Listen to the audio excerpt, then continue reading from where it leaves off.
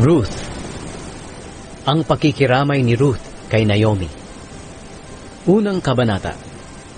Noong panahon na hindi pa mga hari ang namumuno sa Israel, nagkaroon ng taggutom sa lupaing ito.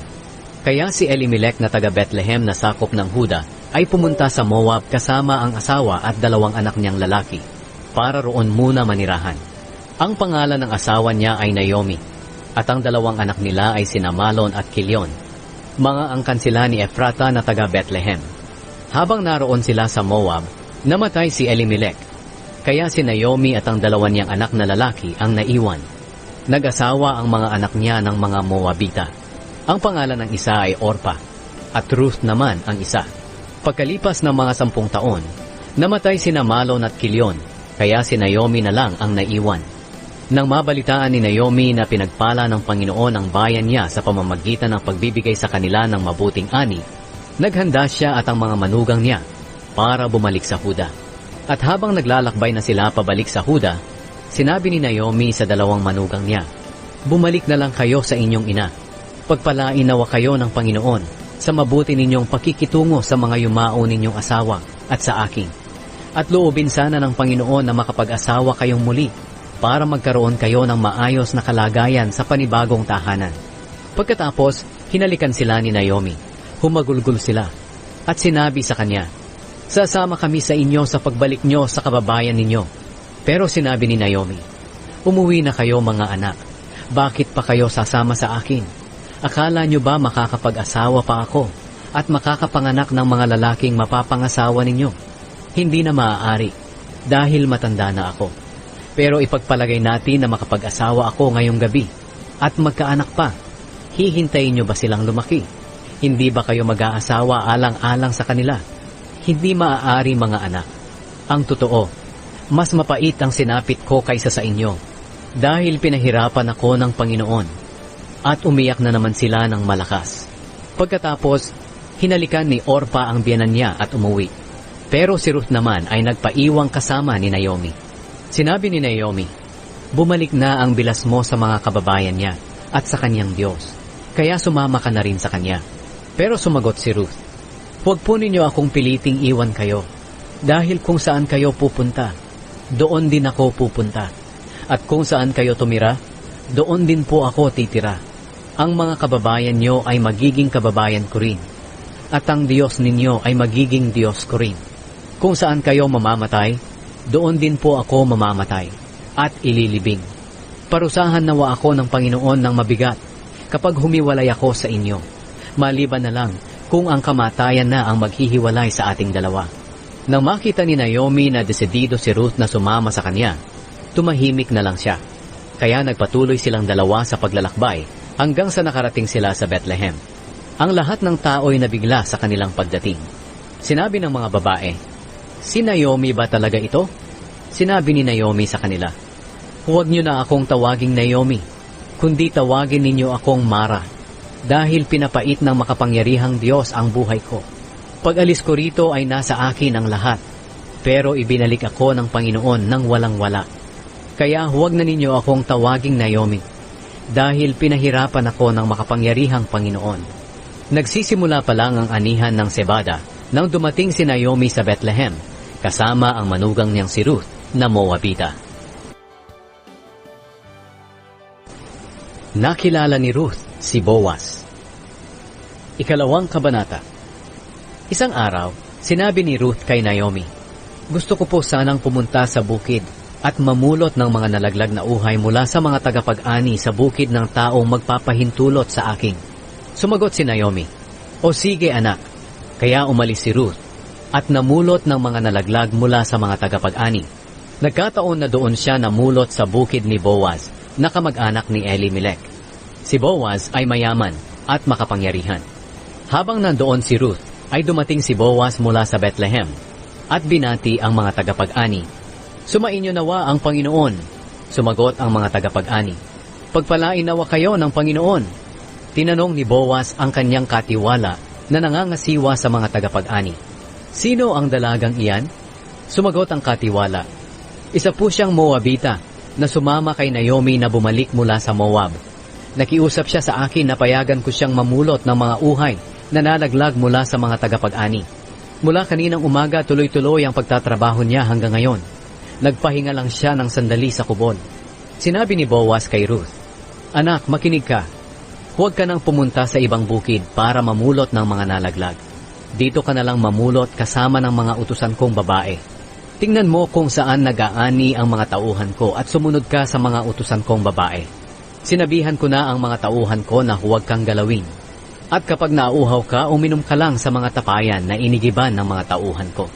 Nagpatira pa si Ruth sa harapan ni Boaz bilang paggalang at sinabi, "Bakit napakabuti niyo po sa akin? Gayong isang dayuhan lang ako." Sumagot si Boaz, "May nagkwento sa akin ng lahat ng ginawa mo para sa biyenan mong babae, mula pa noong namatay ang asawa mo.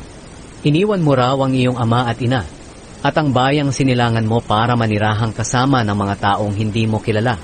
Pagpalain ka nawa ng Panginoon dahil sa iyong ginawa.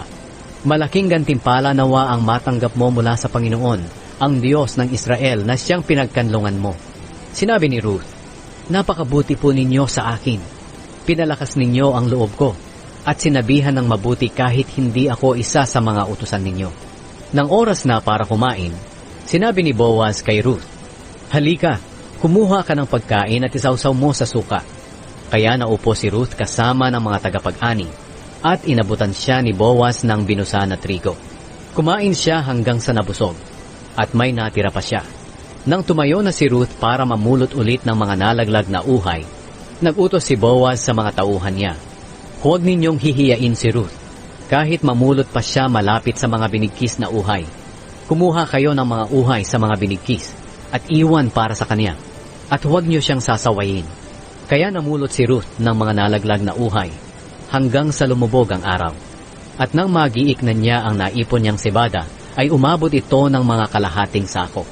Dinala niya ito pauwi sa bayan at ipinakita sa kanyang biyenan na si Naomi. Pagkatapos, kinuha niya ang natira niyang pagkain at ibinigay kay Naomi. Nagtanong si Naomi sa kanya, "Saan ka namulot ng mga nalaglag na uhay kanina? Kaninong bukirin? Pagpalain nawa ang taong nagmagandang loob sa iyo." Ikinuwento ni Ruth kay Naomi na doon siya namulot sa bukid ng taong ang pangalan ay Boaz. Sinabi ni Naomi kay Ruth, "Pagpalain nawa ng Panginoon si Boaz." Ipinapakita niya ang kanyang kabutihan sa mga taong buhay pa at sa mga patay na. At sinabi pa niya, "Si Boaz na sinasabi mo ay malapit nating kamag-anak. Isa siya sa may tungkuling mga laga sa atin." Sinabi ni Ruth kay Naomi, "Sinabi pa po ni Boaz sa akin na sa mga tauhan lang niya ako sumama sa pamumulot hanggang matapos ang lahat ng mga aanihin niya." Sinabi naman ni Naomi kay Ruth, "Anak, mabuti nga na sa mga utusan niyang babae ka sumama, dahil baka kung ano pa ang mangyari sa iyo sa ibang bukid." Kaya sumama si Ruth sa mga utusang babae ni Boaz sa pamumulot ng mga nalaglag na uhay, hanggang sa matapos ang anihan ng sebada at trigo. At patuloy siyang nanirahan kasama ng biyenan niya. Ang kahilingan ni Ruth kay Boaz. Ikatlong kabanata. Isang araw, sinabi ni Naomi kay Ruth, "Anak, gusto kong makapag-asawa ka na para sa ikabubuti mo. Natatandaan mo ba si Boaz na kamag-anak natin, na ang kanyang mga utosang babae ay nakasama mo sa pagtatrabaho? Alam mo, maggigiik siya ng sebada mamayang gabi. Kaya maligo ka, magpabango, at isuot ang pinakamaganda mong damit. Pumunta ka sa giikan, pero huwag kang magpakita sa kanya hanggang sa makakain at makainom siya. Kapag matutulog na siya, tingnan mo kung saan siya hihiga. At kapag tulog na siya, puntahan mo at iangat ang kumot sa paanan niya. At doon ka mahiga. At sasabihin niya sa iyo kung ano ang gagawin mo." Sumagot si Ruth, "Gagawin ko po ang lahat ng sinabi ninyo." Kaya pumunta siya sa giikan para gawin ang lahat ng sinabi sa kanya ng biyenan niya. Nang matapos kumain at uminom si Boaz, gumanda ang pakiramdam niya. Nahiga siya sa tabi ng bunton ng sebada para matulog. Dahan-dahang lumapit si Ruth at iniangat ang kumot sa paanan niya at nahiga roon. At nang maghahating gabi na ay nagising si Boaz. At nang nag-inat siya, nagulat siya na may babaeng nakahiga sa paanan niya. Nagtanong si Boaz, "Sino ka?" Sumagot siya, "Ako po si Ruth. Isa po ako sa malapit niyong kamag-anak na dapat niyong pangalagaan. Takpan niyo po ako ng damit ninyo para ipakita na pakakasalan at pangangalagaan niyo ako. Sinabi ni Boaz, Anak, pagpalain ka nawa ng Panginoon. Ang katapatan na ipinakita mo ngayon sa pamilya mo ay mas higit pa sa ipinakita mo noon, sapagkat hindi ka humabol sa mga binata, mayaman man o mahirap. Kaya huwag kang mag-alala, anak. Gagawin ko ang lahat ng hinihiling mo, dahil alam ng lahat ng kababayan ko na mabuti kang babae. Totoong malapit mo akong kamag-anak, na may tungkuling pangalagaan ka. Pero mayroon ka pang mas malapit na kamag-anak kaysa sa akin. Manatili ka rito ng magdamag, at bukas ng umaga ay malalaman natin kung gagampanan niya ang tungkulin niya sa iyo. Kung papayag siya, mabuti. Pero kung hindi, isusumpa ko sa buhay na Panginoon na gagampanan ko ang tungkulin ko sa iyo. Sige, dito ka muna matulog hanggang umaga. Kaya natulog si Ruth sa paanan ni Boaz hanggang sa mag-umaga. Pero madilim-dilim pa ay bumangon na si Ruth para hindi siya makilala. Dahil ayaw ni Boaz na may makaalam na pumunta si Ruth doon sa giitan niya. Sinabi ni Boaz kay Ruth, Dalhin mo rito sa akin ang balabal mo at ilatag mo. Inilatag ito ni Ruth at nilagyan ni Boaz ng mga 6 na kilong sebada at ipinasan kay Ruth. At bumalik si Ruth sa bayan. Pagdating ni Ruth sa biyanan niya, tinanong siya, Kumusta anak? Ikinuwento naman ni Ruth ang lahat ng ginawa ni Boaz. At sinabi pa ni Ruth, Ayaw po ni Boaz na umuwi ako sa inyo ng walang dala. Kaya binigyan niya ako nitong 6 na kilong sebada. Sinabi ni Naomi, Maghintay ka lang anak, hanggang malaman mo kung ano ang mangyayari. Dahil hindi titigil si Boaz hanggang sa maisaayos niya sa araw na ito ang hinihiling mo sa kanya. Nagpakasal si Boaz kay Ruth. Ika-4 na kabanata. Pumunta si Boaz sa pintuang bayan at naupo roon. Nang dumating ang sinasabi niyang mas malapit na kamag-anak ni Elimelech, sinabi ni Boaz sa kanya, Kaibigan, halika't maupo ka. Lumapit naman ang lalaki at naupo. At tinipon ni Boaz ang 10 mga tagapamahala ng bayan at pinaupo rin doon. At nang nakaupo na sila, sinabi ni Boaz sa kamag-anak niya, Bumalik na si Naomi mula sa Moab, at gusto niyang ipagbili ang lupa ng kamag-anak nating si Elimelech. Naisip kong ipaalam ito sa iyo. Kaya kung gusto mo, bilhin mo ito sa harapan ng mga tagapamahala ng mga kababayan ko at ng iba pang mga nakaupo rito. Pero kung ayaw mo, sabihin mo at nang malaman ko. Kung tutuusin, ikaw ang may tungkuling tumubos nito, at pangalawa lang ako. Sumagot ang lalaki, Sige, tutubusin ko. Pero sinabi ni Boaz, Sa araw na tubusin mo ang lupa kay Naomi, kailangang pakasalan mo si Ruth, ang Moabitang byuda, para kapag nagkaanak kayo, mananatili ang lupa sa pamilya ng kamag-anak nating namatay.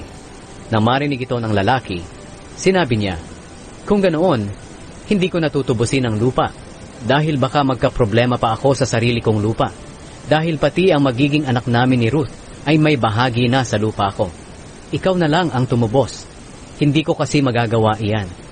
Nang panahong iyon sa Israel, para matiyak ang pagtubos ng lupa o ang paglilipat ng karapatan sa pagtubos ng lupa, hinuhubad ng isa ang sandalyas niya at ibinibigay sa isa. Ganito ang ginagawa noon sa Israel bilang katibayan ng kanilang transaksyon.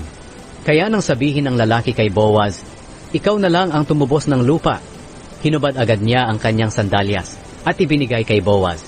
Sinabi ni Boaz sa mga tagapamahala ng bayan at sa lahat ng tao roon, Mga saksi kayo ngayong araw, nabibilhin ko na kay Naomi ang lahat ng lupain ni Elimelech, na minana ni Kilyon at Malon. At bukod pa rito, pakakasalan ko si Ruth na Moabita na byuda ni Malon, para kapag nagkaanak kami, mananatili ang lupain ni Malon sa kanyang pamilya, at hindi mawawala ang lahi niya sa kanyang mga kababayan. Saksi nga kayo sa araw na ito. Sumagot ang mga tagapamahala ng bayan at ang lahat ng tao roon sa pintuan. Oo, mga saksi nga kami. Naway ang magiging asawa mo ay gawin ng Panginoon na katulad ni Raquel at Leah, na nagkaanak ng mga naging mamamayan ng Israel. Naway maging mayaman ka sa Ephrata at maging tanyag sa Bethlehem. Naway ang mga anak na ibibigay ng Panginoon sa iyo sa pamamagitan ng babaeng iyon ay magpatanyag sa pamilya mo, katulad ng pamilya ni Perez, ang anak ni Juda kay Tamar. Ang mga ninuno ni David. Kaya nagpakasal si Boaz kay Ruth, at niloob ng Panginoon na magdalang tao si Ruth at manganak ng isang lalaki. Sinabi ng mga kababaihan kay Naomi, "Purihin ang Panginoon. Binigyan kanya ngayon ng apo na mag-aaruga sa iyo. Naway maging tanyag siya sa Israel. Palalakasin at aalagaan kanya kapag matanda ka na. Dahil anak siya ng manugang mo na nagmamahal sa iyo ng higit pa sa pagmamahal ng 7 anak na lalaki." Palaging kinukuha ni Naomi ang bata at kinakalong. At siya ang nagbabantay nito. Sinabi ng mga babaeng kapitbahay ni Naomi, "May apong lalaki na si Naomi." Pinangalanan nila ang bata na Obed. At nang malaki na si Obed, nagkaanak siya na Jesse ang pangalan. At si Jesse ang naging ama ni David. Ito ang mga angkan ni Perez hanggang kay David. Si Perez ang ama ni Hezron. Si Hezron ang ama ni Ram. Si Ram ang ama ni Aminadab. Si Aminadab ang ama ni Nashon.